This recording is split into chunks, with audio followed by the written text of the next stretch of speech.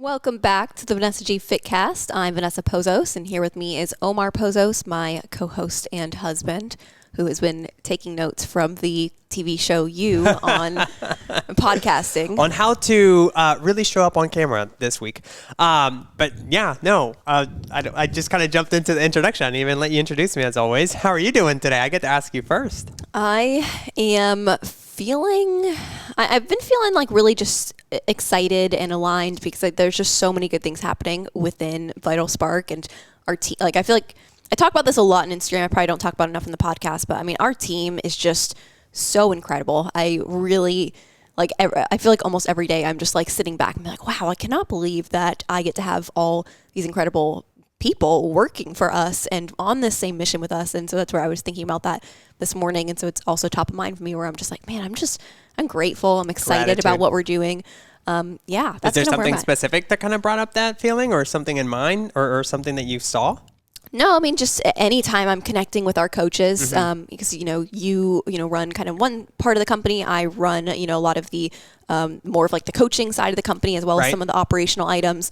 And our coaching team is just it really just makes me so proud. So anyway, that's where I'm at. How are you?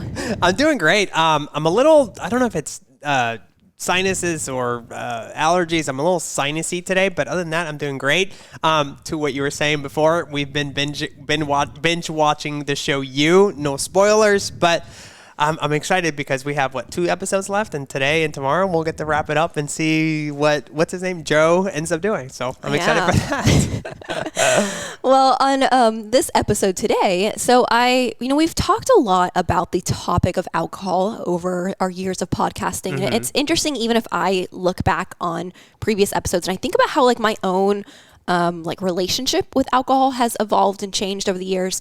And it's something where, a lot of people, I think, depending on where you're at with your relationship with alcohol, you could be, someone who maybe you don't drink really at all right now, or you rarely drink, and you're kind of in that place in your life. Maybe you're someone who alcohol is a big part of your life. It's really wrapped up in maybe your social settings, and maybe it's a big part of even like your job, like how you interact within your work, or there's so many different ways that we can have alcohol within our life. And something that obviously over the years, as we've gotten more functional with our approach, where we're not just the basic nutrition and fitness coaching company anymore, we really specialize in helping women with hormone and gut imbalances really overcome those issues that the other coaches can't help with, right?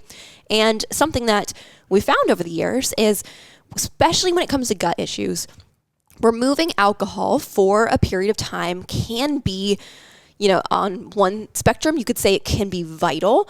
On one end of the spectrum, you can say it could just be extremely beneficial. I can already hear the people in the background be like, hell no, Vanessa, I can't do that. And that's the thing. So if, for example, with our clients, we will use very specific functional health healing protocols to work on gut health, hormone health, on their liver, on the immune system, on a lot of these different systems that are impacting their metabolism, how they feel, how they look. All these things can be absolutely groundbreaking for their results and their goals with their health and fitness and their body.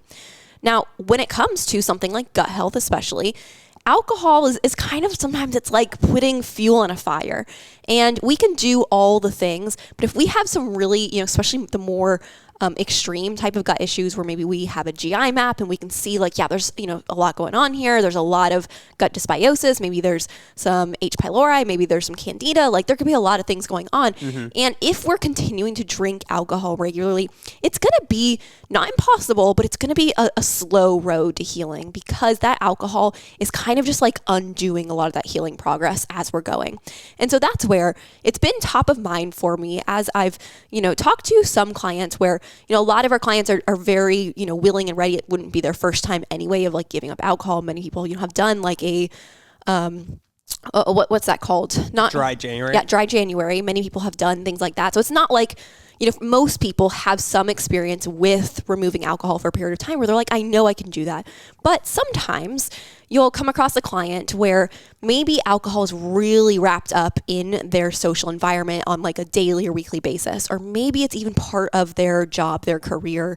And while I've had clients who are in that situation to where it's like, yep, still non-issue, like I've got this, I know how to navigate that. You have some where they come in and you can see like when we kind of make that recommendation of like, hey, let's, we really recommend removing alcohol here for a period of time. And I say period of time because that could be as little as like 2 to 4 weeks. That could be, as much as like 6 to 9 months, depending on the situation. And when we make this recommendation, sometimes you'll see someone like deer in the headlights, eyes like, oh my gosh, I don't know how to do that. And, their thought or maybe their, actual verbal reaction is like, I can't do that. And so what I want to, kind of hit on with this episode is, one, that's a very normal, kind of reaction when you are someone who alcohol is very involved in your life, right? But here's the thing. I will always tell someone anytime our immediate thought response is I can't, what we need to kind of reframe that to is it's not I can't, it's just I don't know how yet. And I like that. That's the reality, is just you don't know how to navigate your current, kind of situation with alcohol and, navigate like the constraints of your life with this idea of not drinking. It's just that might be foreign to you. That might feel really uncomfortable. That might feel really scary because you don't know how. You have these fears coming up of like, what will people think? How will I, navigate? That's my biggest fear right there. Yeah. It's like, what are these people going to think? What do I do at, this specific event, that specific event? It might be like, oh, I have this, bachelorette party coming up. I have this holiday that my family and I really celebrate. And, we always have alcohol with that holiday. Like there can be all these reasons why, and our brain is so good at finding the reasons to support a belief that we have, right? Yeah. That's why it's so important to recognize if you're having this thought, you're carrying this belief, even subconsciously, of like, I can't remove alcohol. And it might even be like a phrase of like, I can't remove alcohol because of, Mother's Day, because of Memorial Day weekend, I have a trip, because of I have a bachelorette party this summer. It's like we can easily come up with those reasons. But if we're starting this thought, if we're starting this sentence with the phrase I can't, then we're immediately setting our brain to look for reasons why we can and to kind of reinforce that belief that we can't. So if we just catch ourselves saying that and we just change the phrasing to I don't know how yet, now we're giving our brain a question, and our brains are really good at answering questions. And that's where on this episode today, I want to give you some, I want to give you the answers to the test, right? I want to give your brain some potential answers to that question on how can we, navigate social situations without drinking alcohol? What can that look like? What are some tools you can have in your toolbox to ultimately support you in exploring this and realizing that like you are capable of anything you set your mind to? So even if this is a 1 week test and try it out, see how it goes, totally fine. If this is a 6-month commitment, test it out, see how it goes. But I want to give you guys some of the things that I've seen and heard over the years and, what I've found to be extremely helpful.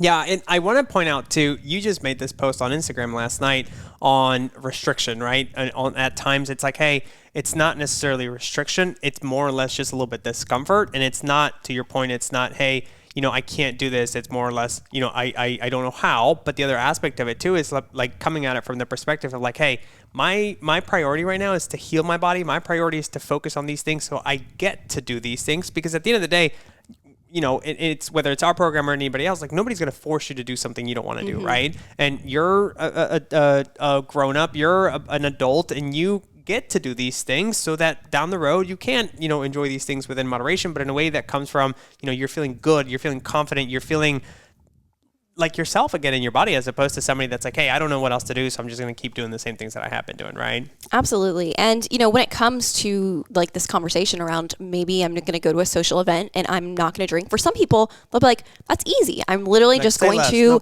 like set a boundary and say, I'm not drinking tonight. And like for them, it's like, that's so obvious and easy. for people like me, who I'm an Enneagram 9, for anybody who's familiar with the Enneagram, this is like the peacemaker. This is like always wanting to just have things be so like harmonious. And I am very much like a non-confrontational person. And so while I'm comfortable with being direct when I need to, and I'm very comfortable with confrontation when I need to, like I run a business, like I'm purely, able to work through those things. However, in social situations, if I have an option between being like really direct and confrontational versus doing something that feels really, more comfortable for me, feels more like peaceful and just at ease, I'm always going to go that second route here. And so the 6 kind of ways I want to talk through here, I actually pulled these from Julie Helms, who is a communication skills and etiquette expert. And this was her list of 6 polite nonverbal ways to opt out without drawing attention. I think that title alone is really going to speak to anybody who has a personality like me, where you're like, I'm good with not drinking. I just don't want to draw attention to it. I don't want to draw attention to myself. I don't want it to become this like big conversation where I have to explain myself. I just want to do what I want to do and let it just like be a non-issue, right? And so while nowadays I'm very, very comfortable with that, I honestly, I rarely drink at social settings. The last time I drank, I think, was February when we were at our friend's wedding in Mexico. I probably the next time I'll drink might be like your birthday at the end of May. I think we're gonna party. I'm kidding.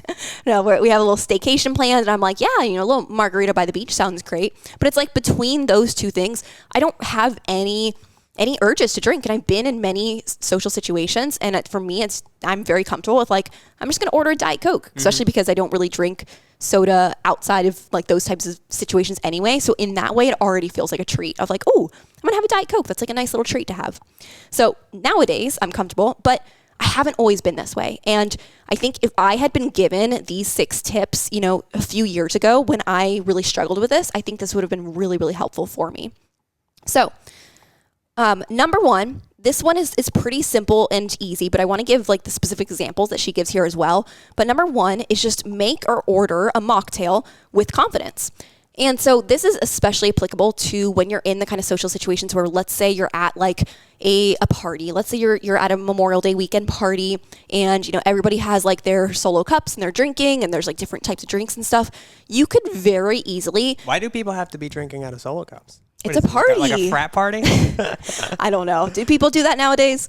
That shows us how much we go to parties. But, it's like, let's say people are just like mixing drinks and whatnot. Like, you could very easily say, oh, I'm going to go make myself a drink, and just mix yourself a mocktail, do it with confidence. And I guarantee you, nobody is really paying attention to you. They're really not. And that's what, this expert here, Julie Helms, that's what she emphasizes as well, is that most people are not paying attention to you as much as you think they are.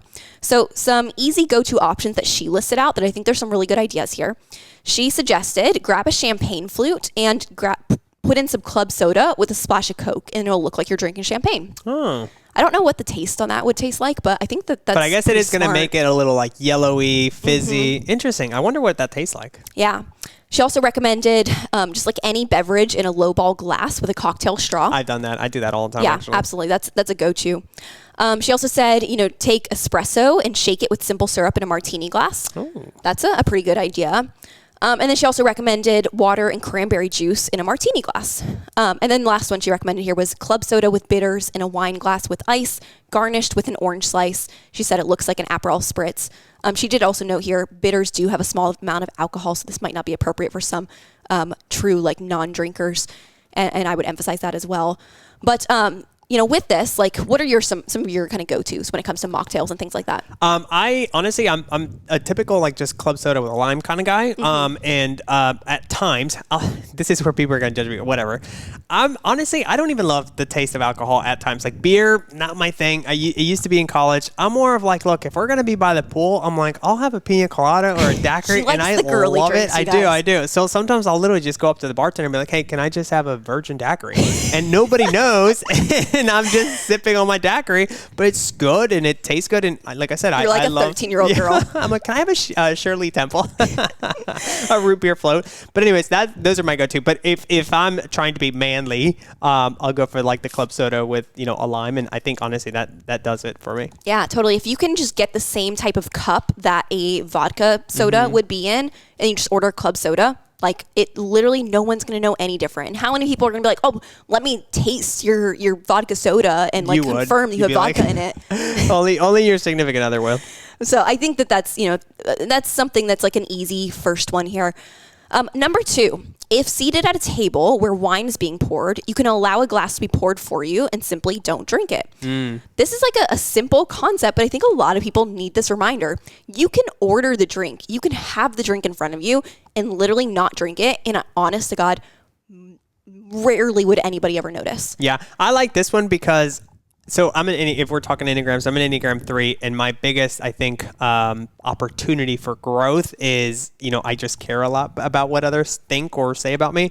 And in a situation like this, where you're in a table with everybody like watching, like you're not going to tell the waiter or waitress, be like, no, I'm good. And everybody else is like, oh, come on, have a glass, right? So in this case, it's like, cool, yeah, go ahead and pour it. And you just don't drink it. And people are like, they're so involved in their own conversations. But it's that moment of like awkwardness and embarrassment that you're like, oh, I don't want to do this, that this helps a ton with. Yeah, I'm gonna out you here. I think you have been known for at social events to order drinks, carry it around for a while, and then when nobody else is looking but me, because I'm always watching I'll just throw it out. Suddenly it's like, oh, I see Omar just like pouring some of his drink into the bushes or like 100%. Into the sink. He went into the bathroom with a half full glass, and suddenly now it's mostly how empty. many other people notice though? Nobody. 0, exactly. Nobody, and that I think it's brilliant, but. It's also brilliant, but I'm like, at the same time, I'm like, or you can just own it and be like, yeah, I'm just not drinking, and I don't care. 100%. And that's what we, brought up here at the beginning of like, for a lot of people, it is that simple of just own it. Just say like, I'm still not working drinking. on that one. Yeah. Number 3, and we're getting closer to kind of your suggestion there, but number 3 is just say, I'll start with water, thank you, and then never request or order an alcoholic drink. This, again, comes back to the idea of people are not paying attention to you as much as you think. Yeah. They really aren't. Now, if we're outing one another on the podcast, no, and I actually think this is brilliant and it's really smart. So Vanessa is, she loves lemons with her water, and she can be. Like, where are we going with this? And she can be sometimes a little picky, like I want my lemons with my water. But I think it's genius because then you're like, hey, can I, have a glass of water? And then as people are like, well, I have this cocktail, this, and be like, oh, by the way, can I also get some lemons? And just like you're still participating, like there's something about like just being social and like actually ordering something that I think helps a ton, and it helps relieve a lot of this just pressure. And so just even something as simple as like, oh yeah, it's just water with lemons, or a club soda with a lime, like little stuff like that, where you still feel part of the group, you're still participating, and instead of you sitting back like, no, I'm good, you're like, oh yeah, let me get, can I get some lemons? Can I go, whatever that looks like. So anyways, I think that's genius. No, the reality is I typically do order 2 drinks, neither of them alcoholic. Sometimes we'll order 3. We'll be like water, club soda, Diet Coke. I'm like, oh my God. But I'm like I said, my go-to in these kind of social settings, if we're at a restaurant, if we're, at like a, party or whatever it is, I'll typically always order a Diet Coke, but I'll usually I don't even say usually, I always also order a water. And the reality is, if you're standing there holding both a water and a Diet Coke, people are probably going to assume that the Diet Coke has alcohol in it, because that just is a pretty good assumption to make in that situation. So it makes you feel also more comfortable, because you're like, yeah, look at me with my drinks. I'm so crazy. And then next thing you know, I'm like, oh wow, I just had 4 Diet Cokes. I need to chill out. Like, why am I just so jittery? Number 4, keep it simple. A confident no thanks is enough. No need to add explanations like I don't drink, I'm not drinking tonight, or I can't drink because of XYZ. This is such a good reminder. How often are we just like so quick to feel like we need to explain ourselves when nobody asked why? Nobody's asking why. All you have to do is be like, no thanks, I'm good. Like even kind of going off of that point before around like the, I'm start with water. You can kind of use the like, I'm good for now. And it's like, again, you just like keep doing the like delayed of like, you're not saying I am not drinking tonight. You're not like making this, public announcement of like, everybody, just so you know, I am not drinking alcohol. No, you're just like throwing this out there. I'm good right now. Good right now. I'm not drinking right now. Like I'm not drinking. Yeah, like, this is where for me, I'm like, yeah, I would love to have that margarita, but Vanessa, she just doesn't want me to drink. So for that reason, and I just put the blame on you. I'm kidding. I don't do that. Honestly, though, I'm always fine with that. Like, yeah, Vanessa, Yeah, but basically, the idea here, just a simple no thanks. And I think it's something we all could practice more. Just practice saying no thanks. Number 5, if given a toasting glass, you can take it, raise it for a cheers, hold it for a moment, and then set it down without drinking. again, brilliant. I think how many times have I had clients be like, oh my gosh, but like, what do I do if like I'm going to this wedding and I'm going to be drinking and, or maybe like I'm in the wedding and like, we're going to do these like champagne toasts and everything. It's like, do the toast. You don't have to drink the drink. Even like, I think about, you know, the rare occasions where we've been at social events where, you know, like a round of shots is ordered. How many times have you just thrown the shot into another empty glass? Cheers behind my back. Like everybody goes to take the shot and you don't throw it behind your back. You'll like typically, I think when I've ordered drinks for us, like I'll just like get an extra cup literally just to throw the shot into. Yeah. We're giving away all of our tricks. Thank God. I know. People are going to be looking and be like, well, again, this is where like people are going to be looking. I'm like, nobody cares. Yeah. No, and any of the thing I should also specify too, this is also goes to show the importance of surrounding yourself with people who are like-minded, to where any of the people that you and I hang around, they literally do not care, would not judge. This is purely just for you and I being like, don't really feel like explaining myself. Just like, I just want to like, you know, participate and feel like I'm participating without actually participating. Yeah. And I think I've shared this with you too, but like for us, obviously, like either we'll be with friends or a lot of times we'll have like holidays and family, and our families kind of already know. They're like, Vanessa and Omar are probably doing some sort of protocol, or like, you know, we're like, you guys aren't drinking. Like your dad will even buy like sparkling water for us. I'm like, here, I brought everybody drinks, and Vanessa and Omar, I put sparkling water in the cooler for you guys. Well, it's like when you really truly get it within a group who you're actually genuinely comfortable with, you realize you really don't need the alcohol. If you want to drink it because you enjoy it, like again, this is more of recommendations for like, if you are, you know, it's recommended that you remove alcohol for a period of time. These are recommendations to support that. This is not by any means me saying everybody should like never drink alcohol. You should feel bad if you're drinking alcohol, if that's mixed into your, you know, social settings or anything like that. This is purely just some tools to have in your toolbox if you are in a period of your health journey where it might be advisable not to be drinking alcohol. And that's, again, I also think there's so much value in going through that period either way, because if you truly are uncomfortable with giving up alcohol, it's probably going to be a really good self-development journey for you to do so for a period of time and face that discomfort head on and actually investigate, why do I feel uncomfortable? If I genuinely like these people that I'm around, if I genuinely feel, you know, like I can be myself around my group of friends, why is it that I feel like I have to drink alcohol being around them? Because that would be something to dive into for sure. Last one on her list here, number 6, if someone insists on making you a drink, you could receive it graciously, walk around with it, and then conveniently set it down somewhere to get lost in the mix of the event. This is another Omar trick. No. The reason I'm smiling and laughing, it is an Omar trick, but when I first took a glance at your notes, I thought you were saying if someone insists on making you a drink, just tell them to get lost in the mix of the event and like never. You just thought they'd get lost. Yeah. Get lost. I don't want your drink. I don't drink today. No, but this is such another great example of like, especially obviously like if the drinks cost money, like, you know, maybe pay that person back, maybe buy their next drink so that you're not like wasting the drinks that they're buying you. But I'm just like even thinking of a recent time where, you know, it was like an open bar situation and, you know, friends are like, oh, I'm getting a round of drinks. And you're like, oh yeah, sure. Like get me one. Like you literally carried around this beer for a while. Then I saw you just like eventually dump it out, order a second one with the next round.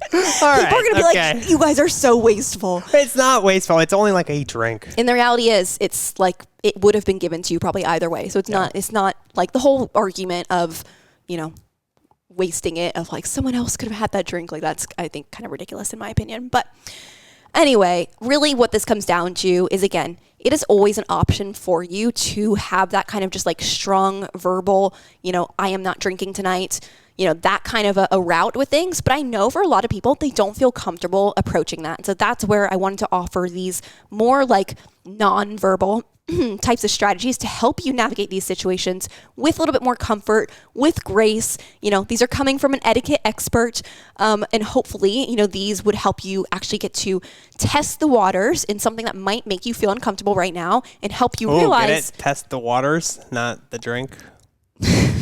Whatever. Yeah, test the non-alcoholic waters and see how you feel in these situations and start to gain confidence in your ability to do things even when you feel uncomfortable doing them. So I hope this episode was helpful for you. If it was, share it with a friend. I bet a lot of people could benefit from hearing these tips, even if they're not in a gut protocol or not navigating things like this. If you are not already, make sure you subscribe so you never miss another episode.